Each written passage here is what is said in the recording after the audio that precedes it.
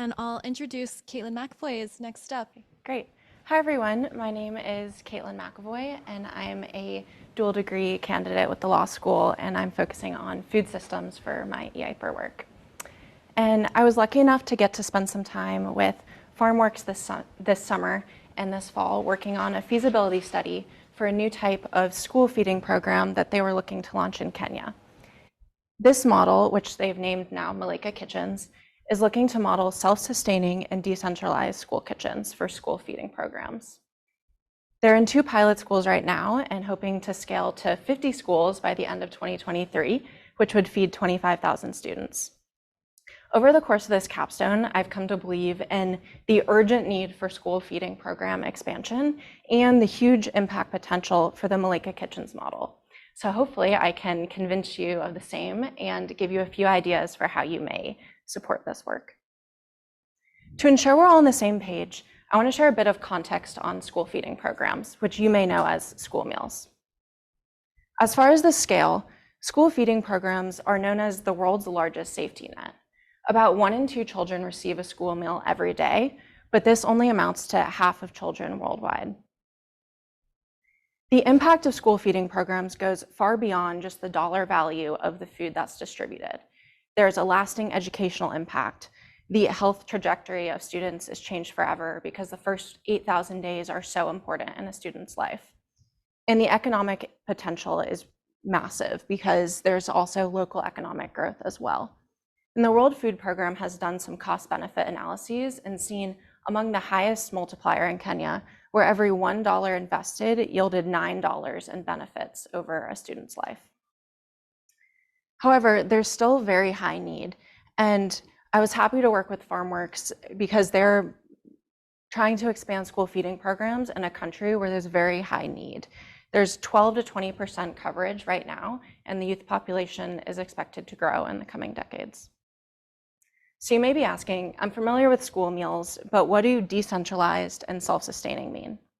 Decentralized refers to how the kitchens were structured. This was based in part on the rural and peri-urban setting of the schools, but also on the Malaika Kitchens' desire to emphasize local ownership. With decentralized kitchens, they're based at every school with storage, cooking, and procurement run by and for the school. Self-sustaining focuses more on the financing of the program. And if you think about capital expenditure versus operating expenditure, a traditional school feeding program with a nonprofit might see the school invest in the kitchens and storage spaces, but the outside party would be responsible for food procurement. And so the school is kind of reliant on an outside funder moving forward for their school meals program. Whereas with the self-sustaining model, there's upfront support for building kitchens, but then the ongoing operating expenses are funded by parents who would pay between 15 to 30 cents in US dollars per meal. And you may be asking, should governments ultimately fund universal school meals? And this is a really important policy debate, but in most of the world, the need for school meals far, far exceeds the amount of funding that people are willing to make available right now. So maybe in the long run, but in the near term, self-sustaining programs try to optimize spending and maximize impact. So in the interest of time, I'm just going to share 5 key takeaways from my research. First, self-sustaining programs can and do work. On a micro level, we use surveys in our pilot schools to compare the cost at schools, which we found actually compared quite favorably with other school meals programs in Kenya, with the amount that parents could and were actually paying. On a macro level, we wanted to see, okay, this can work in our pilot schools, but what does the scale look like?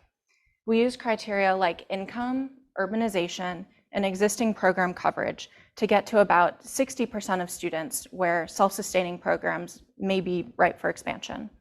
We then discounted this by half based on the result of interviews for schools to see who might be willing to partner to build self-sustaining kitchens. Finally, interviews pointed us to a new concept of cluster expansion, where we really saw the importance of expanding to adjacent schools quickly to prevent attrition from schools without school feeding programs to schools with school meals programs, because the educational quality would then decline at those schools. Cluster expansion would require a large number of schools that were a good fit to be nearby. So we quantified proxies for need and fit by county and used this for internal discussions and are now using it for conversations with donors and other government partners. Second, even though I've just convinced you that school feeding programs do work, sometimes the budgets for self-sustaining programs might not balance. This is the biggest risk, but it really wasn't an unexpected conclusion. In the United States, for example, it's estimated that 75% of school districts struggle to resolve unpaid school meal debt, and they end up defaulting on that debt. However, this is important for Malika Kitchens because just building the kitchens and training staff without offering ongoing financial support wasn't going to set the schools up for success. But how to balance this with the self-sustaining aspects of their model? To look at the amount of money that might need to be available per term, we wanted to evaluate the payments and costs. The good news was that the payment rates far exceeded what we had expected, but the total food costs in a historically terrible year, as far as inflation was concerned, were even worse on the local level, where our schools were seeing 30% inflation in their school budgets. So all in, they needed about a 20% buffer to close their books at the end of the fall term. Moving forward, we decided to pilot a program in 2023 that's balancing these two efforts. On the one hand, there can be a buffer fund where there's about 20% of feeding costs per school per term that are available in the case of a budget deficit. But this amount would be held aside and could be used to fund infrastructure, because there were several things that schools all over the counties we were working in were requesting, from water to solar panels to school gardens. And this would recognize the uncertainty, but incentivize self-sustaining models. Now to pivot a bit, because we were speaking so much with local government partners, we wanted to get a better idea of what might we recommend at a local and national level for how Kenya was approaching school meals programs. Financially, we saw that Kenya should plan to invest far more money in its school feeding programs. For example, when we looked at school meals funding framed as a multiple of its per capita GDP, South Africa was spending 8 times more than Kenya is. And when you looked at the amount of spending per calorie, it seemed like the nutritional value in the meals that the government was providing wasn't necessary. Maybe it was meeting calorie needs, but it wasn't meeting micronutrient needs. So for example, a program to provide porridge to every student might not actually meet micronutrient needs.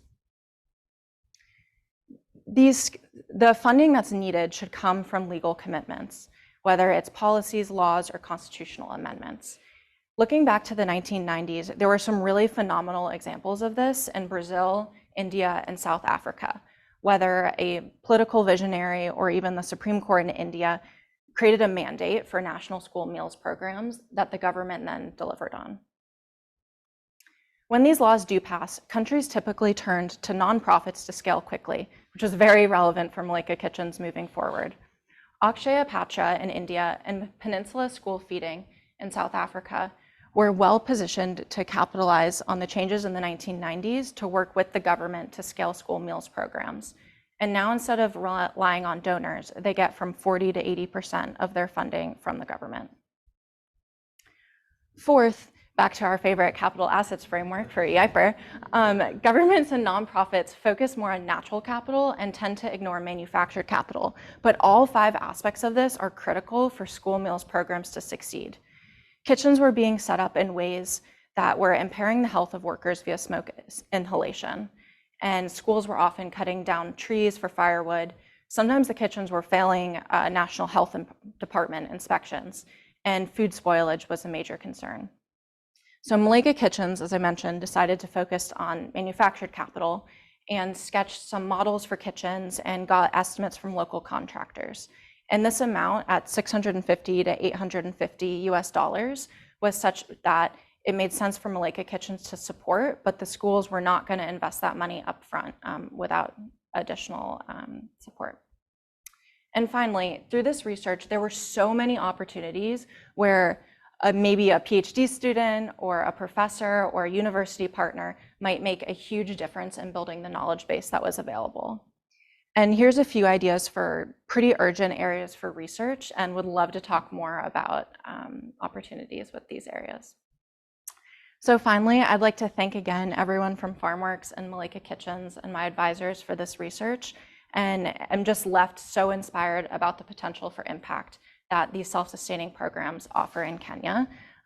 As a dual degree candidate with the law school, I think I'm going to do some additional independent study on the legal framework questions, but this is all really important, and would love to convince any of you to work in this space and take any questions.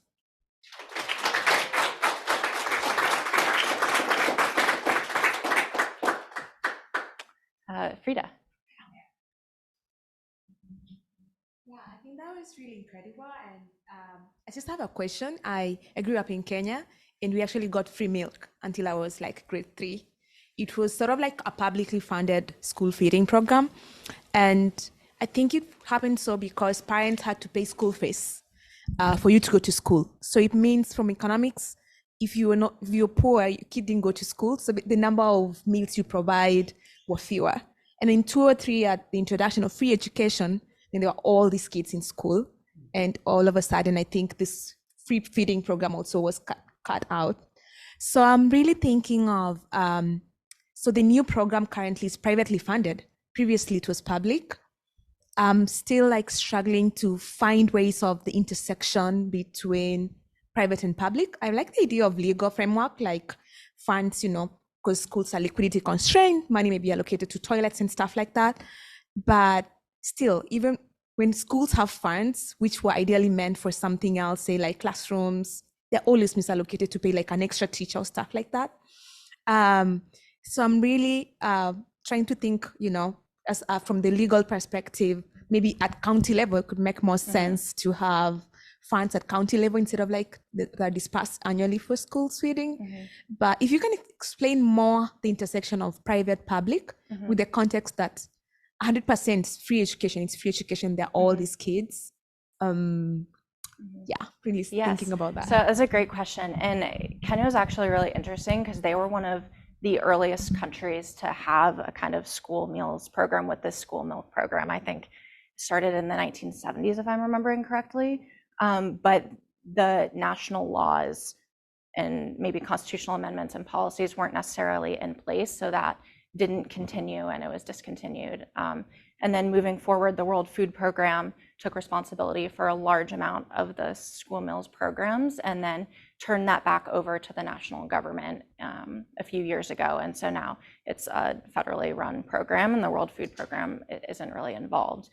And so I think looking at the public versus private ownership of this, I think it's a very, very good question. And I think making the money available for schools to kind of set goals for what types of infrastructure they wanted, because there was honestly a pretty clear list of needs at every school that we interviewed. And they were very good at like triaging that. But then at one of our schools, for example, they needed to build a lab and a couple other things in order to get government accreditation to get more funding. And so it is very tricky, and that's something that the nonprofit is definitely thinking about. But I think ideally more public funding and then concentrating that at the county level and earmarking that for school feeding programs and not letting it get spent on other things, I think is really important.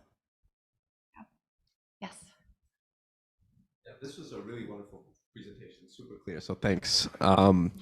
So if we look at the school lunch program in the US, it was started during the Depression, post the Dust Bowl. So a big factor that drove it was to create markets for farmers that were struggling in the Depression.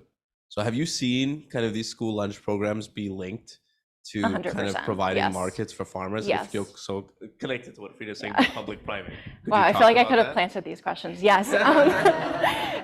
So that's a great new policy initiative that, so Kenya has homegrown school feeding programs where they're trying to incentivize procurement of food from local farms. Brazil is a leader in this space where it's nationally mandated that 30% of food needs to be purchased locally. And a lot of the same incentives in Kenya and in Brazil are what you were just alluding to in the United States as well. So I think it's a huge opportunity, and it goes back to school meals as a lever for growth so far beyond just the food that's purchased, because it really prompts local economic activity as well. And so in certain areas, maybe if there's extreme drought, like that's not necessarily going to make sense or be feasible. And that's been seen in certain areas of Brazil. It doesn't necessarily work to buy 30% of food, but there's other regions in the country where now they're way past 30 and getting close to 100% local procurement. So it is, I think, a very important tie-in and an opportunity to use school feeding as a, I guess, cross-government platform for growth. Definitely. Great. Thank you again, Katelyn.